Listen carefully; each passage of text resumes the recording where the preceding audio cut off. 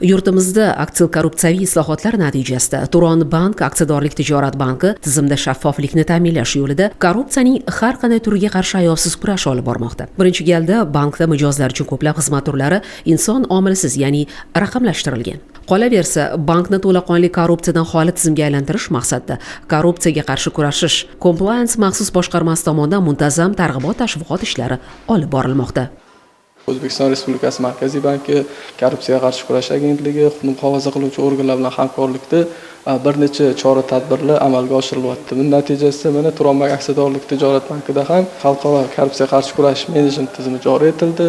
Turon bank aksiyadorlik tijorat banki o'sha Gretsiyaning KMCERT xalqaro tashkiloti tomonidan 37.001 xalqaro sertifikatiga sazovor bo'ldi. Natijada bizani shu bank tizimi xalqaro menejment tizimiga moslashtirildi. Biz bu bo'yicha xodimlarimizni ham milliy ham xorijiy hamkor tashkilotlardan tomonidan o'qitish, ularning bilim ko'nikmalarini oshirish, buning natijasida korrupsiyaga qarshi murosasiz munosabat shakllantirish bo'yicha ishlar amalga oshirilyapti. Turon bank aksiyadorlik tijorat banki Farg'ona bank xizmatlari markazida ham mijozlar bilan ishlash, xodimlar bo'limlarida korrupsiyaga qarshi kurashish eslatmalari joylashtirilgan. Shuningdek, fuqarolarga ham bu borada bank tomonidan qilinayotgan ishlar flerlar tariqasida ulashilmoqda.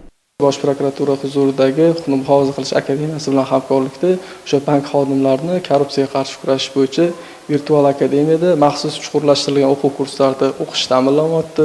Bizda Turon bank aksiyadorlik tijorat bankida o'sha tizimida barcha hududiy bank xizmatlari markazi, bank xizmatlari ofislari kesimida hozirda yuqoridan pastga tamoyil asosida xodimlar bilan targ'ibot tashviqot ishlari olib borilyapti.